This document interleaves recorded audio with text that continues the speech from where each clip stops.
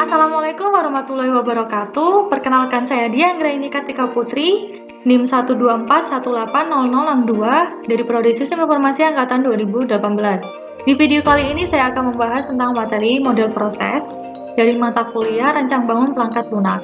Nah, langsung saja yang pertama saya akan membahas tentang model proses generik.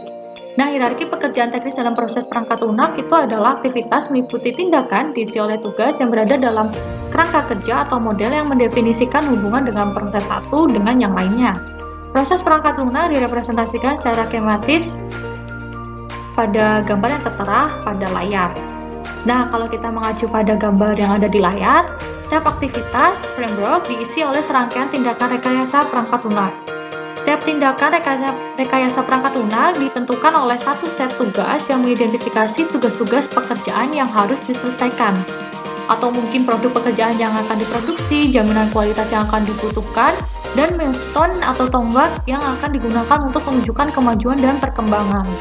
Nah, model proses generik sendiri merupakan proses framework atau kerangka kerja yang digunakan sebagai dasar untuk sebuah proses rekayasa perangkat lunak yang terdiri dari 5 aktivitas framework dalam pembangunan perangkat lunak. Yang pertama ada komunikasi, yaitu memahami tujuan stakeholder dan requirement gathering. Kemudian yang kedua ada planning, yaitu proses perencanaan. Yang ketiga ada modeling atau pemodelan, yaitu di situ tentang bagaimana memahami kebutuhan perangkat lunak. Kemudian yang keempat ada construction atau konstruksi, yaitu terdapat proses coding dan testing. Kemudian yang terakhir ada deployment, yaitu penyerahan produk software ke tangan pengguna. Nah, selain itu, serangkaian aktivitas utama lainnya terdiri dari pelacakan, pengendalian proyek, manajemen risiko, jaminan kualitas, manajemen konfigurasi, tinjauan teknis, dan lain sebagainya. Semua itu diterapkan di seluruh proses. Selanjutnya kita akan menuju proses model yang pertama, yaitu mendefinisikan aktivitas framework, yaitu dengan melihat aliran proses atau proses flow, menggambarkan bagaimana aktivitas kerangka kerja, tindakan, dan tugas yang terjadi dalam setiap aktivitas kerangka diatur sehubungan dengan urutan dan waktu yang diilustrasikan pada gambar yang tertera pada layar.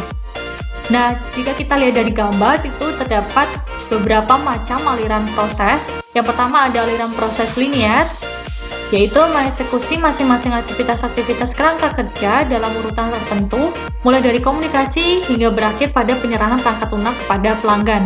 Kemudian yang kedua ada aliran kerja iteratif atau iteratif process flow, yaitu tentang cara kerjanya melakukan perulangan satu atau lebih. Kemudian yang ketiga ada aliran proses evolusioner, yaitu cara kerjanya mengeksekusi aktivitas-aktivitas proses perangkat lunak dalam bentuk memutar. Kemudian yang terakhir adalah aliran proses paralel, yaitu cara kerjanya mengeksekusi satu atau lebih aktivitas proses perangkat lunak secara paralel dengan aktivitas-aktivitas lainnya. Nah, itu merupakan bentuk-bentuk aliran proses. Selanjutnya kita akan pada tahap yang kedua, yaitu mengidentifikasi sekumpulan tugas. Nah, mengidentifikasi sekumpulan tugas itu merupakan satu set tugas mendefinisikan pekerjaan aktual yang harus dilakukan untuk mencapai tujuan tindakan rekayasa perangkat lunak.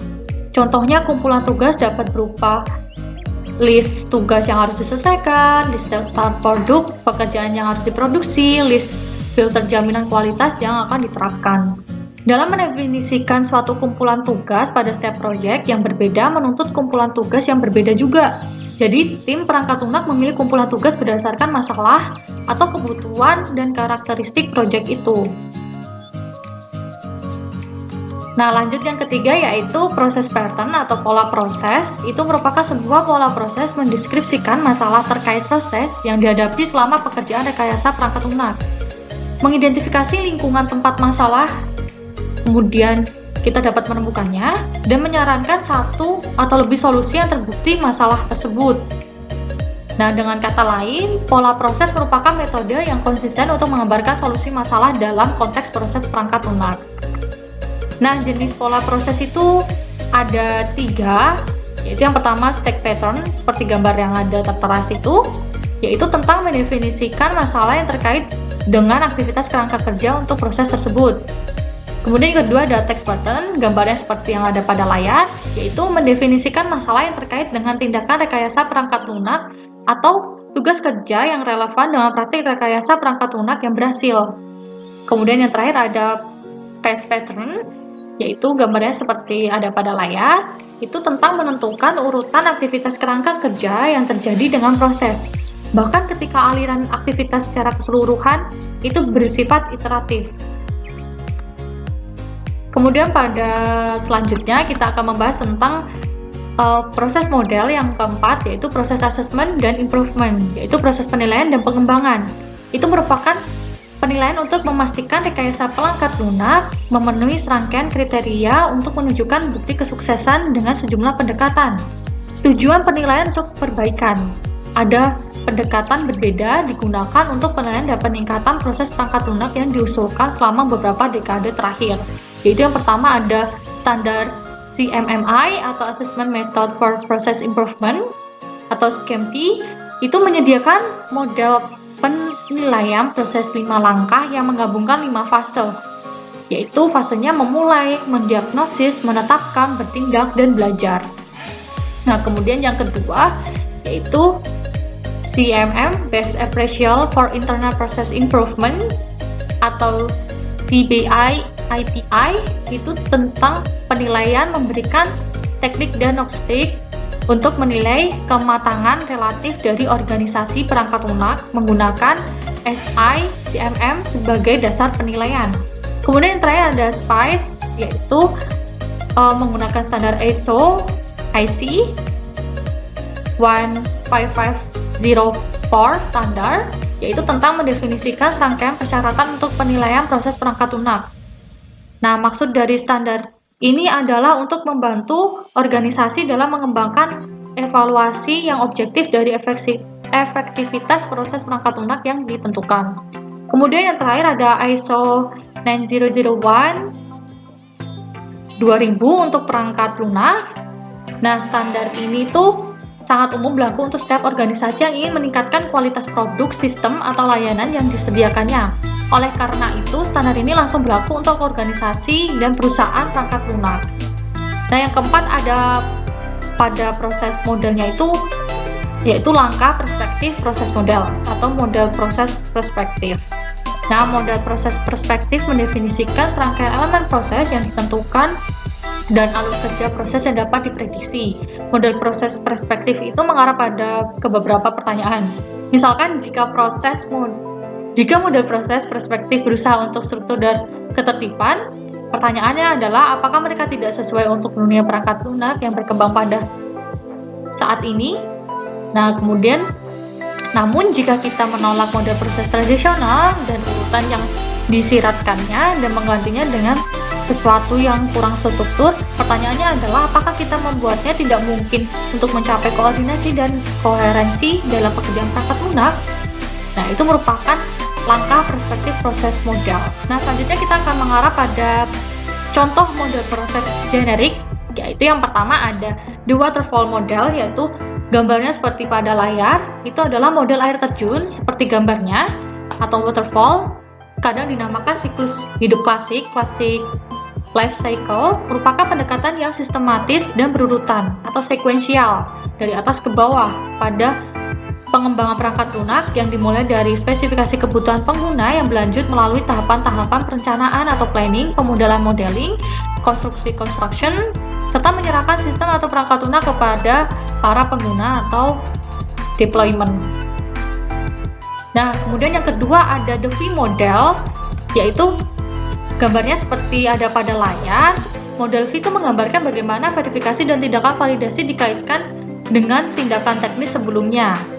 Alur kerja V model dilihat dari gambar, yaitu saat tim perangkat lunak bergerak dari sisi kiri V, persyaratan masalah saat disempurnakan menjadi representasi masalah dan solusinya yang semakin mendetail dan teknis.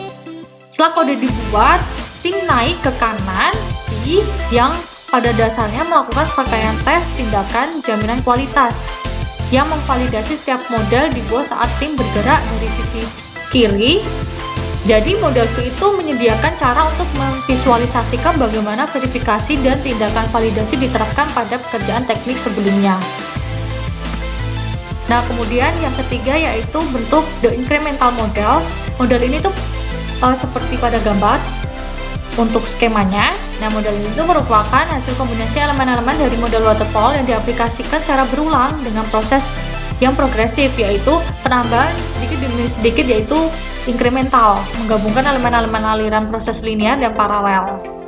Nah, elemen-elemen tersebut dikerjakan sehingga menghasilkan produk dengan spesifikasi tertentu, kemudian proses dimulai dari awal hingga akhir muncul hasil yang spesifikasinya itu lebih lengkap dari sebelumnya dan tentunya memenuhi kebutuhan pemakai.